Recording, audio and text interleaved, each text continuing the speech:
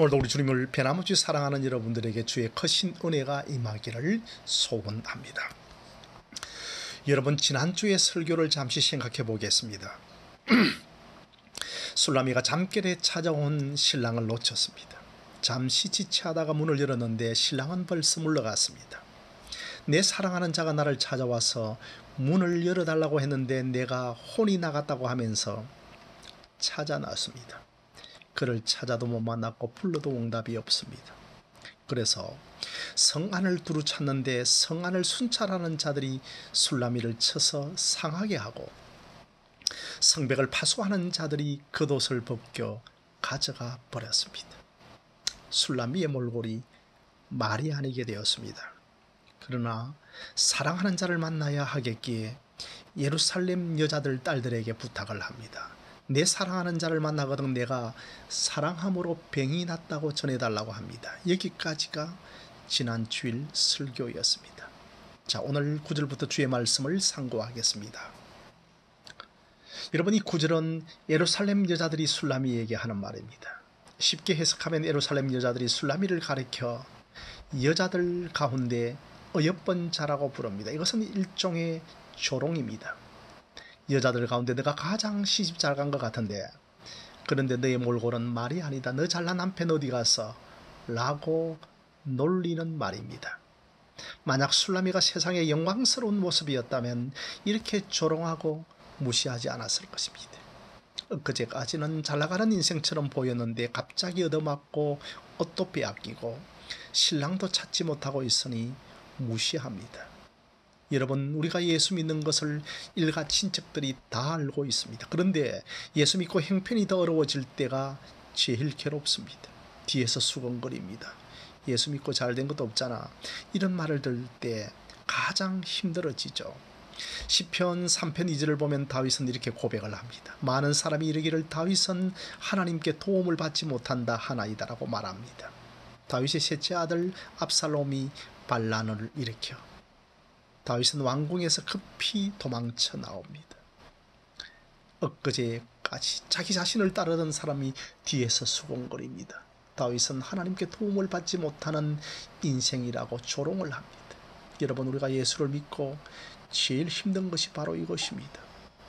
예수께 도움을 받지 못하는 인생이라는 비난을 받을 때입니다. 그래도 예수님을 끝까지 믿겠다고 하면 주위에서 무슨 말을 합니까? 예수 믿는 것 한번 재고해 보라고 조롱을 합니다. 그러므로 교회 다니는 모든 사람들이 내가 세상에서 멋있고 잘 되어야 내가 믿는 예수님도 영광을 받고 높아진다라고 생각을 합니다.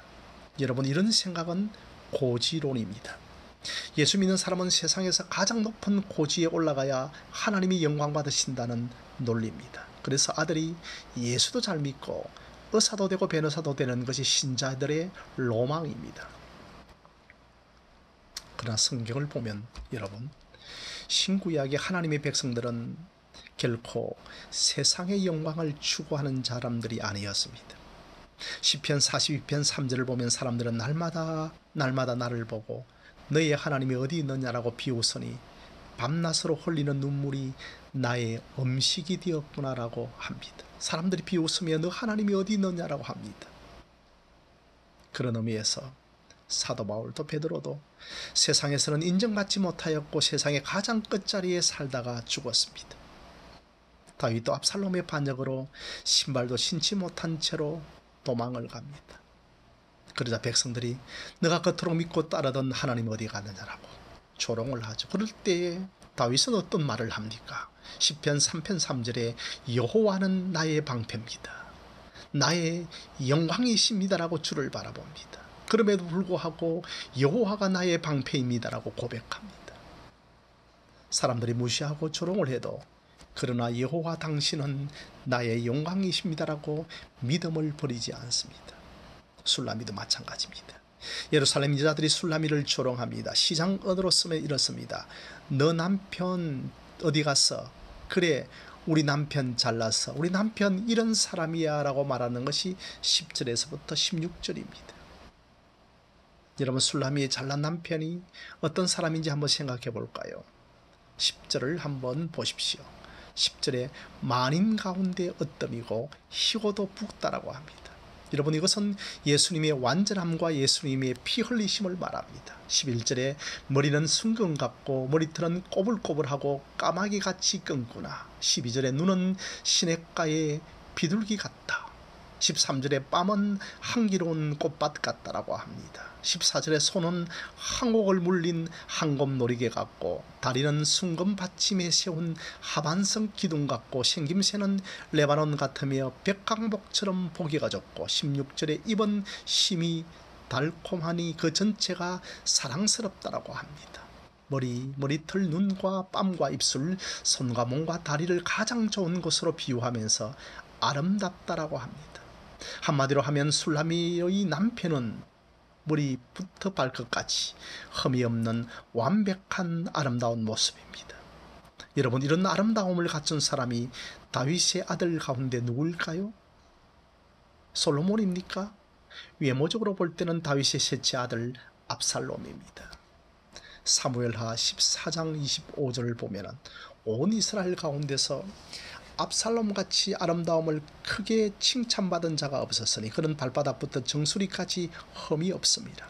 그의 머리털이 무거움으로 연말마다 깎았으며 그의 머리털을 깎을 때 그것을 달아본 적 그의 머리털이 왕의 저울로 200세겔이었다라고 합니다. 압살롬이 온 이스라엘 가운데 가장 아름다운 자라고 합니다. 발바닥부터 정수리까지 흠이 없다라고 합니다. 그렇다면 다윗의 아들 압살롬과 솔로몬 중에 누가 더 아름다운 사람입니까? 당연히 압살롬입니다. 그리고 여러분, 압살롬의 어머니는 거술왕 달미의 딸 마하가입니다. 그러나 이런 압살롬이 백성들의 마음을 도적질하여 다윗 왕을 반역하다가 쫓깁니다. 쫓기는 중에 그의 머리털이 나뭇가지에 걸리자 노새는 빠져나가고 나무에 달린 겁니다. 결국 다윗의 군대 장관 요압이 창으로 찔러 죽입니다. 그런데 솔로몬의 어머니는 누구입니까?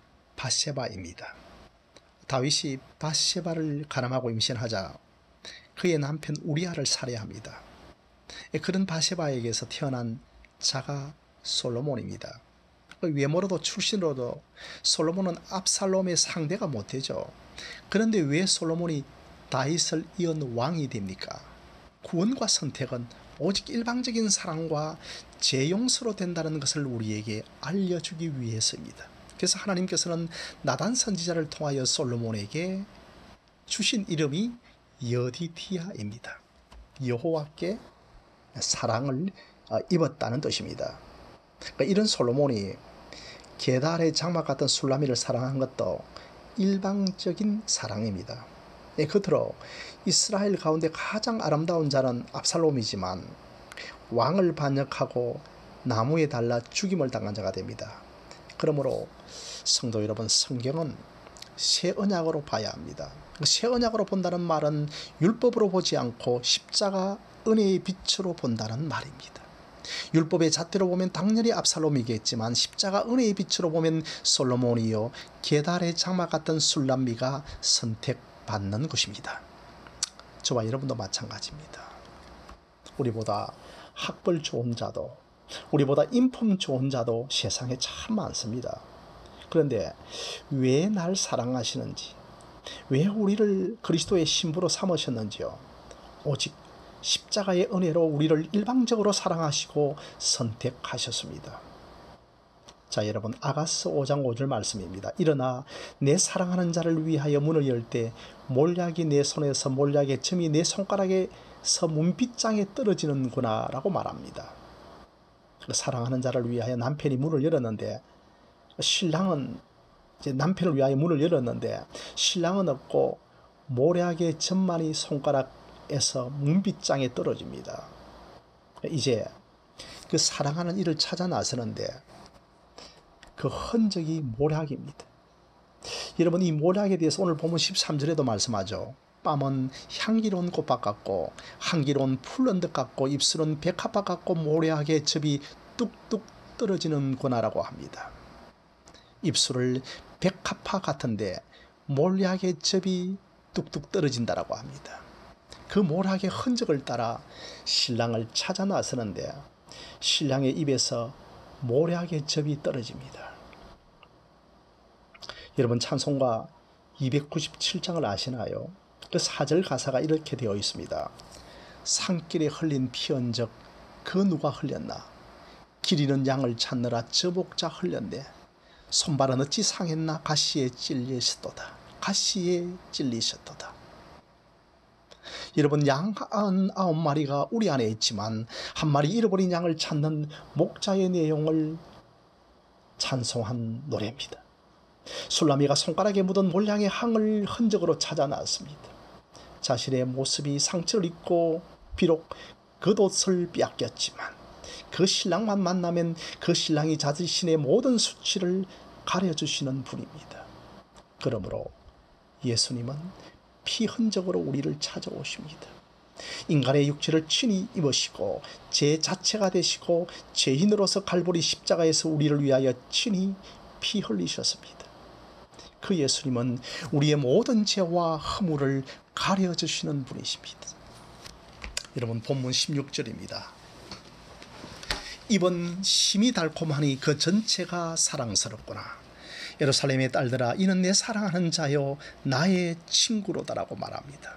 먼저 여러분 16절에서 그 입이 심히 달콤하다라고 합니다. 이것은 그의 입에서 나오는 말씀이 심히 달콤하다라고 하는 뜻이겠죠. 잠언 16장 24절에 선한 말은 꿀송이 같아서 마음에 달고 뼈에 양약이 된다라고 합니다. 시편 119편 103절에 주의 말씀이 어찌 그리 단지요 내 입에 꿀보다 더 달다라고 합니다. 그러므로 사랑하는 이의 입에서 나오는 말씀은 달콤합니다. 여러분 하나님의 말씀이 달콤합니까? 찬송가 가사에도 그 말씀 한 절 한 절이 내 마음의 교훈이 되더라고 하지 않습니까? 여러분 1960년대의 사람인지 아니면 1970년대 초의 사람인지 잘 알지는 못하지만 희대의 살인마 고재봉을 잘 아시죠? 옛날에 여러분 권서인이라고 하는 사람들이 있었습니다. 여자 전도사와는 다른데 성경을 건해주는 사람을 권서인이라고 했습니다. 이 권서인을 통하여서 살인마 고재봉은 성경을 전달받았습니다. 성경을 읽는 가운데서 한 구절이 확 눈에 들어왔습니다. 하나님이 세상을 이처럼 사랑하사 독생자를 주셨으니 이는 저를 믿는 자마다 멸망치 않고 영생을 얻게 하려 하심이라고 하는 구절이었습니다. 그는 늘 인애하신 구세주여 내 말 들으사 죄인 오라 하실 때에 날 부르소서. 주여 주여 내 말 들으사 죄인 오라 하실 때에 날 부르소서라고 하는 찬송을 즐겨 불렀습니다. 마지막 그가 흉장의 이슬로 살아가지 갈 때 사람들은 내심 놀라워했습니다. 아니 죽음 앞에서 어떻게 저렇게 편한 얼굴로 은혜 넘치는 산송을 부를 수 있단 말인가. 집행관이 차마 발사명령을 내리지 못하고 어물거리자 그는 다시 찬송을 불렀습니다. 하늘 가는 밝은 길이 내 앞에 있으니 슬픈 일을 많이 보고 늘 고생하여도 하늘 영광 밝음이 어둠 그늘 헤치니 예수 공로 의지하여 항상 빛을 보도다라고 노래했습니다. 마치 사랑하는 여인이라도 만나러 가는 사람 같은 얼굴이었다고 했습니다. 성도 여러분, 코로나 시대에 말씀을 더 많이 묵상하고 읽고 쓰기를 하시기를 바랍니다. 말씀이 꿀송이보다 더 달다라고 하는 은혜가 있기를 바랍니다. 여러분 성도의 교제라고 하는 것이 즉 저는 말씀의 교제라고 생각합니다. 떡도 나누고 물질도 나누어야 하지만 말씀을 나누는 것이 가장 귀한 교제입니다. 어떤 성도께서 이번 한 주간에 마태복음 16장을 묵상했다고 합니다. 저도 마태복음 16장을 묵상했고 그것을 또한 금요 기도회 때 설교했습니다. 참 한 성령 안에서 교제하는 것이고 한 몸 공동체임을 실감했습니다. 여러분 마르다는 예수님을 대접하느라고 분주하였지만 마리아는 예수님의 발 앞에서 그 말씀을 듣고 있었습니다. 마르다가 불평을 하자 예수님은 마르다에게 내가 여러 가지 일로 염려하지만 마리아는 빼앗기지 아니할 좋은 편을 택하였으니 빼앗기지 않을 것이라고 합니다. 그러므로 우리가 주님을 위하여 무엇을 하는 것이 중요한 것이 아니라 주님께서 우리에게 하시는 말씀을 듣고 믿는 것이 빼앗기지 아니할 일입니다. 주는 그리스도시요 살아계신 하나님의 아들입니다라고 하는 이 말씀은 너 내 앞에 서 있는 예수가 하나님이다. 그 하나님을 믿으라. 그 아들에게 맡겨보라. 이것이 좋은 편을 택하는 것입니다. 많은 일을 하는 것보다도 하나님을 믿는 것이 하나님을 기쁘시게 하는 일이요 하나님의 일을 하는 것입니다. 여러분, 본문 16절 말씀을 한 번 더 보겠습니다. 술라미가 내 사랑하는 자를 친구라고 합니다. 여러분, 요한복음 15장 14절에도 너희가 내가 명하는 대로 행하면 곧 나의 친구라. 이제부터는 너희를 종이라 하지 아니하리니 종은 주인이 하는 것을 알지 못함이라. 너희를 친구로 하였노니 내가 내 아버지께 들은 것을 다 너희에게 알게 하였음이라고 했습니다. 예수님께서 제자들에게 종이라고 하지 않고 친구라고 불렀습니다. 그 이유는 내 아버지께 들은 것을 다 너희에게 말하였기 때문이라고 합니다. 그러므로 예수님의 말씀을 듣고 믿는 자는 아버지의 말씀을 듣고 믿는 것입니다. 여러분, 히브리서 4장 12절에 하나님의 말씀은 살아있고 운동력이 있어서 좌우의 어떤 날성금보다도 예리하여 홍과 영과 관절과 골수를 찔러 쪼개기까지 하며, 우리가 여기까지는 잘 암송을 합니다. 그러나 다음 구절도 중요합니다. 또 하나님의 말씀은 마음의 생각과 뜻을 판단하나니 그 지으신 것이 하나도 그 앞에 나타나지 않음이 없고 우리의 결산을 받을 이의 눈앞에 만물이 벌거벗은 것 같이 드러나느니라고 했습니다. 여러분, 하나님의 말씀이 살아 역사하시면 우리 마음의 생각과 뜻을 다 드러내십니다. 그 말씀이 우리를 벌거벗깁니다. 말씀이 오면 내 죄와 추함과 더러움과 부정함과 창녀됨을 다 보게 합니다. 그러면 어떻게 해야 됩니까? 좌절하고 절망하면서 하나님을 떠나야 합니까? 이어지는 히브리서 4장 14절입니다. 그러므로 우리에게 큰 대제사장이 계시니 성천하신 이 곧 하나님의 아들 예수라. 우리가 믿는 도리를 굳게 잡을지어다. 우리에게 있는 대제사장은 우리의 연약함을 동정하지 못하실 이가 아니요 모든 일에 우리와 똑같은 시험을 받으신 이로되 죄는 없으시느니라. 그러므로 우리는 긍휼하심을 받고 때를 따라 돕는 은혜를 얻기 위하여 은혜의 보좌 앞에 담대히 나아갈 것이니라고 했습니다. 술라미처럼 상처 입고 겉옷이 벗겨져도 그 사랑하는 분을 찾아가면 됩니다. 예수님은 우리의 죄와 허물을 가리시기 위하여 사람이 되셨고 우리의 연약함을 동정하십니다. 그분이 우리와 같은 시험을 받았지만 죄가 없는 분입니다. 은혜와 진리가 충만하시고 죄가 없는 분이시기에 머리부터 발끝까지 완벽하게 아름답습니다. 그분에게 찾아가야 합니다. 그래서 여러분들이 십자가를 바라볼 때 두 가지를 동시에 볼 수 있어야 됩니다. 첫째로는 내 죄를 보아야 합니다. 또 하나는 내 죄를 용서하시는 하나님의 사랑을 보아야 합니다. 우리가 벌거벗었을 때 십자가로 달려가야 합니다. 그 십자가에서 나의 죄를 보고 그 죄를 가리우시는 예수님을 보아야 합니다. 여러분, 16절 말씀 또 다시 한 번 더 보겠습니다. 신부는 신랑의 몸 전체가 사랑스럽다라고 말합니다. 그의 눈에는 머리부터 발끝까지 다 사랑스럽습니다. 우리 예수님은 성도들에게 아름답게 보여야 합니다. 예수님은 조금도 흠과 점도 티도 없으십니다. 여러분, 예수님이 얼마나 사랑스럽고 아름답습니까? 그저 단순히 교리적으로 지식적으로 머리로만 예수가 아름답습니까? 저 십자가가 어느 날부터 아름답게 보여야 합니다. 여러분, 예수님이 아름답지 않다면 성령을 통해서 믿지 않았기 때문입니다. 요한계시록 1장 13절에 사도 요한이 밤모섬에서, 그것도 주일에 성령의 감동으로 예수님을 봅니다. 초대사이에 인자 같은 신 이가 발에 끌리는 옷을 입고 가슴에 금띠를 띠고 그의 머리와 털의 희기가 양털 같고 눈 같으며 그의 눈은 불꽃 같고 그의 발은 풀무불에 단련한 빛난 주석 같고 그의 음성은 많은 물소리 같으며 그의 오른손에 7별이 있고 그의 입에서 좌우에 날선 금이 나오고 그 얼굴은 해가 힘있게 비치는 것 같더라고 했습니다. 여러분, 밤모섬에서 요한이 본 예수님의 모습이 아가서 5장에서 술라미가 신랑을 모사하는 것과 비슷하지 않습니까? 사도 요한이 밤모섬에서 예수님의 영광을 봅니다. 완벽하게 아름다운 모습을 봅니다. 무엇보다도 예수님이 하나님이신 것을 본 것입니다. 그 영광을 보자 요한이 어떻게 됩니까? 요한이 엎드러져 죽은 자와 같이 됩니다. 그러자 영광의 주님께서 요한에게 손을 얹으시고 두려워 말라 하시면서 나는 처음과 마지막이라고 합니다. 또한 살아있는 자라고 하시면서 전에 죽었다라고 합니다. 십자가에서 죽으시고 부활하시고 성천하신 주님의 완벽하게 아름다운 모습을 보여주십니다.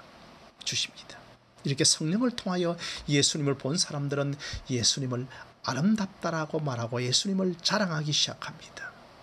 성령으로 인하여 믿은 자들은 내 사랑하는 자를 자랑할 수밖에 없습니다.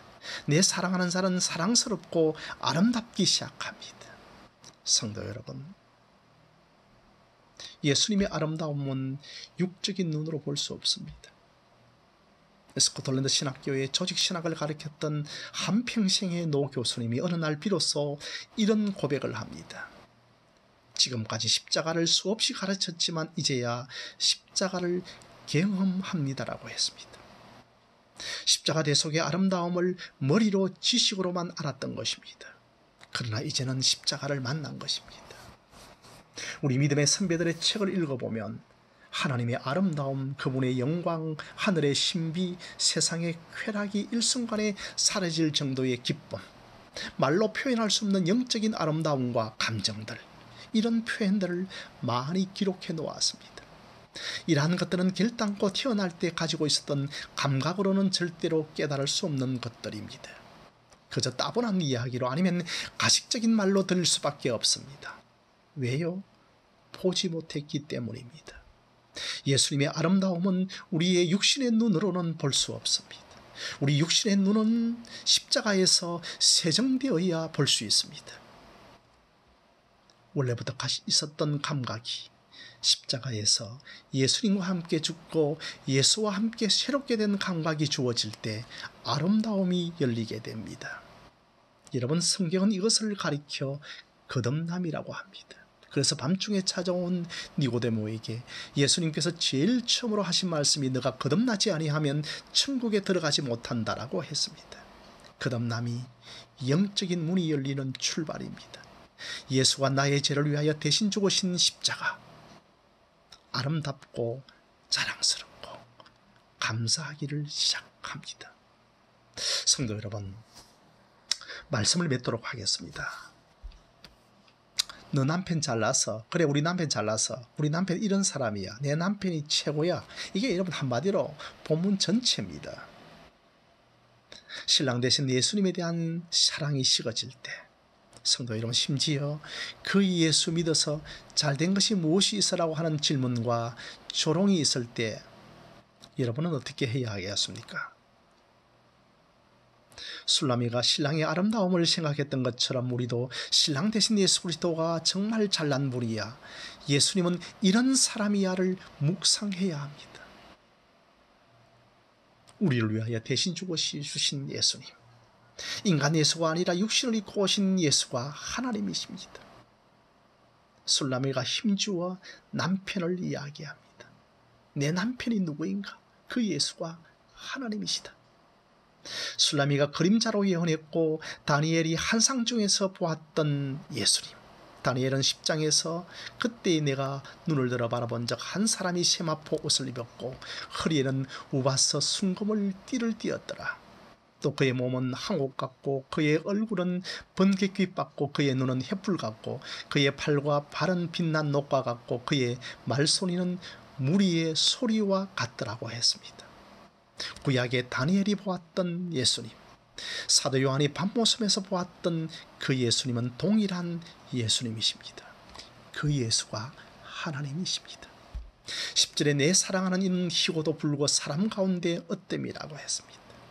예수님을 두 가지 색으로 표현하면 희고도 붉습니다. 여러분, 흰색은 어려움과 붉은색은 십자가입니다.